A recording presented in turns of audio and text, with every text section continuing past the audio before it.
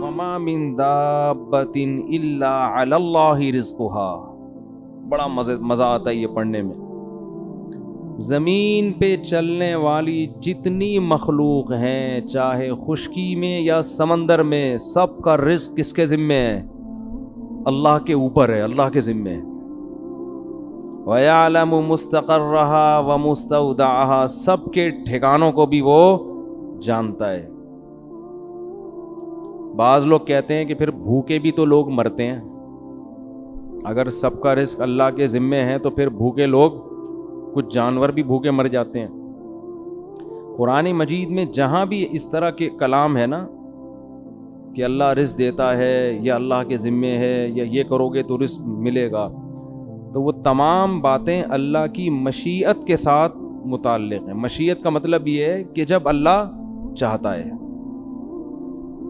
بعض دفعہ اللہ کی مصلحت ہوتی ہے تو وہ رزق پہنچا سکتا ہے مگر کسی مصلحت سے پہنچاتا نہیں، آزمائش میں ڈال دیتا ہے.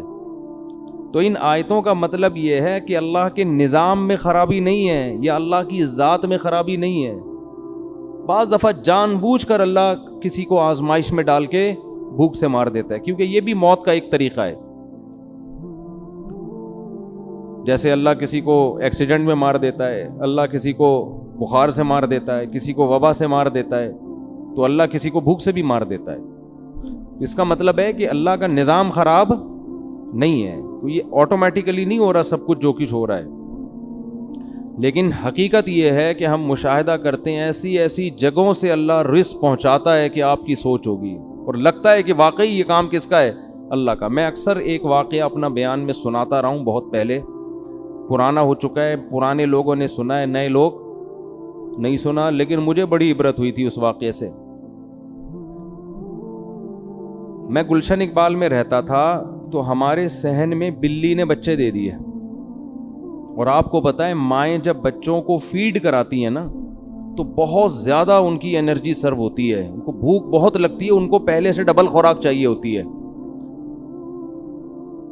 تو اب مائیں جب بچوں کو دودھ پلاتی ہیں تو ان کا دال پانی رزق شوہر نے اپنے ذمے لے لیا ہوتا ہے کہ تم فیڈ کراؤ، ہم کما کے لا رہے ہیں. جبکہ بلیوں کے ہاں یہ سسٹم نہیں ہے کہ بلا جو ان بچوں کا ذمہ دار ہے وہ بلی کا نان نفقہ اپنے ذمے لے لے. بلوں کے ہاں ایسا سیٹ اپ بولو بھائی نہیں، ٹھیک ہے نا، تبھی تو وہ بلے ہیں، انسان نہ ہوتے ورنہ. تو بلی نے بچے دیے. اب بلی جب بچے دیتی ہے تو اس کو بہت حفاظت کرنی پڑتی ہے اپنے بچوں کی. شروع میں تو بہت زیادہ دائیں بائیں نہیں جا سکتی وہ. اب وہ رزق کی تلاش میں زیادہ دور نکلے گی تو اس کو ڈر ہوتا ہے میرے بچوں کو بلا نہ کھا جائے یا کوئی اور نہ پکڑ لے. تو اب اس کی خوراک کی ضرورت ہو گئی ڈبل، اور جاب کے لیے اس کے پاس ٹائم ہو گیا کم. الٹا کام ہو گیا نا، دونوں طرف سے ٹینشن. لیکن اب بچوں کو اس نے فیڈ کرانی ہے، خوراک ڈبل چاہیے، ٹائم ہے نہیں اس کے پاس خوراک لینے کے لیے. تو میں یہ دیکھ رہا تھا، میں نے کہا یار یہ سارا دن تو ادھر پڑی رہتی ہے بچوں کی حفاظت میں، کھانے پینے کا ٹائم. میں نے کوئی پالی بھی نہیں تھی کہ اس کا ٹھیکہ میں نے لیا. وہ ہمارا جو گیرج تھا نا، گیراج، اس میں اس نے دیے ہوئے تھے بچے. تو خیر میرے ذہن میں آیا ہم کھلا دیں گے، لیکن اس وقت تک ایسا کوئی سیٹ اپ تھا نہیں ذہن میں کہ بلی کو پال لو، تھوڑا ڈال دو، وہ تو پھر کمبل ہو جاتی ہے، وہ تو آپ کو پتہ ہے نا، بچوں سمیت بیٹھ جائے گی وہیں ٹھیا لگا کے. تو اتنا فری کرانے کے موڈ میں تھے نہیں. تو میرے رشتہ داروں کی دعوت تھی عید کے دن ہمارے گھر میں. تو سب کو ہم نے گھر میں بلایا ہوا تھا، والدہ کو بھی اور بھائی بہنوں کو بھی نا. عید کے دن میرے گھر میں سب نے کہا تھا کہ بھئی عید اس دفعہ صبح کہاں گزاریں گے؟ یہ مولانا صاحب کے گھر میں. تو میں گوشت خریدنے چلا گیا. بکرے کا گوشت میں لے کر آیا، چھیچڑے ہٹا کے، بہت صاف ستھرا خاندانی قسم کا گوشت. اور وہ شاپر میں پیک کرا کے بائک پہ میں گلی میں بائک کھڑی کر کے حسب معمول گوشت وہیں چھوڑ کے بھولے سے ہم گھر میں آ گئے. میرے ساتھ یہ بہت ہوتا رہتا ہے، ٹھیک ہے نا.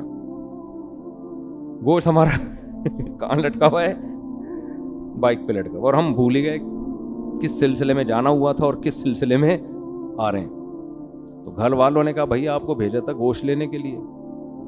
میں نے کہا او بھائی مجھے ابھی یاد آیا, او ہو میں جیسا ہی گیا ہوں اتنا ٹائم گزر چکا تھا کہ بلی خلال کر رہی تھی دانتوں میں بیٹھ کے. جیسے ہم کھا لیتے ہیں نا تسلی سے, طبیعت سے پھوڑ پھاڑ کے, آخر میں جمائیاں لے رہے ہوتے ہیں اور وہ دانتوں کو نا یوں کر رہے ہوتے ہیں. تو بلی جو ہے نا طبیعت سے وہ گوشت کھا کے پیٹ بھرا ہوا تھا اس کا, اور زبان سے خلال کر رہی تھی. ایسے خلال نہیں کر رہی تھی, یوں کر کے بالکل بھائی اب مزید حاجت نہیں, اب آپ لے جانا چاہیں تو لے جا سکتے ہیں. بہت شکریہ آپ کا, آپ نے ہمیں بکرے کا ایسا تازہ گوشت کھلایا, فل طبیعت سے کھایا اس نے. اور وہ گوشت کی بوٹیاں بکھری ہوئی تھیں پوری سڑک پہ. میں نے کہا ہمارے تو کسی کام کا اب یہ ہے نہیں, تو ہی کھا لے. جیسے ایک آدمی جنگل میں گیا نا قضائے حاجت کے لیے, تو کہیں کھائی میں گیا ہے, دیکھا وہاں شیر بیٹھا ہوا تھا. کہتا ہے اب تو ہی کر لے, ہماری تو ویسے ہی نکل گئی ہے, ہمیں اب کرنے کی ضرورت نہیں, اب تو ہی کر لے. تو اس وقت مجھے اندازہ ہوا کہ بھائی وما من دابۃ الا علی اللہ رزقھا, جتنے زمین میں چوپائے جانور چل رہے ہیں نا, روزی کس کے ذمے ہے؟ اللہ کے ذمے. اللہ اس کو یہی پہنچا رہا ہے کہ تو بچوں کی کیئر کر. ابھی عید آ رہی ہے, مفتی صاحب تیرے لیے بکرے کا گوشت خرید کے تجھے کھلائیں گے, اور یہ ہوتا ہے. تو رزق جو ہے نا چھپڑ پھاڑ کے, دروازے پھاڑ کے آتا ہے. نبی صلی اللہ علیہ وسلم نے فرمایا الا وان نفسا لن تموت حتی تستکمل رزقا, کوئی نفس, کوئی انسان ہرگز اس وقت تک مر نہیں سکتا جب تک اپنے مقدر کی روزی نہ کھا لے. وہ آپ کے جو آخری نوالا جب تک آپ کھاؤ گے نہیں نا, آپ کی موت نہیں آئے گی. اللہ نے ہر دانے پہ کھانے والے کا نام لکھا ہوا ہے, یہ تو کھائے گا. مقدر انسان کو کھینچ کے کہاں لے کے جاتا ہے. ڈاکومنٹریز میں دیکھتا ہوں بہت تو جنگلوں کی, تو اس میں آپ نے دیکھا ہوگا شکار مگرمچھ کر رہا ہے, لے کے کون جا رہا ہے؟ شیر. کبھی شکار شیر کر رہا ہے اور مگرمچھ چھین کے جا رہا ہے. محنت کوئی کر رہا ہے, فائدہ کوئی اور اٹھا رہا ہے. تو جنگلوں میں بھی سب کو رزق مل رہا ہے, وہ اس کو کھا رہا ہے, وہ اس کو کھا رہا ہے, وہ اس کو کھا رہا ہے.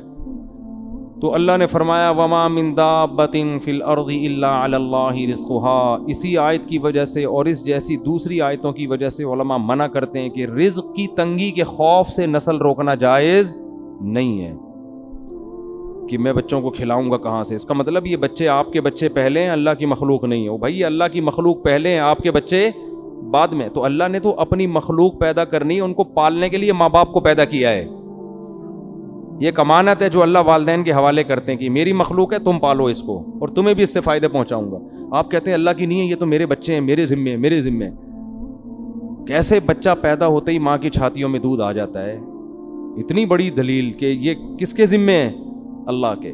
بے وقوف یہ سمجھتا ہے کہ صرف دودھ آ سکتا ہے اور کچھ نہیں. عقل مند یہ سمجھتا ہے کہ ابھی چونکہ دودھ کی ضرورت ہے اس لیے دودھ مل رہا ہے. تو یہ اس کی علامت ہے کہ جس چیز کی جب ضرورت ہوگی اللہ وہ انتظام کرے گا. سمجھتے ہو؟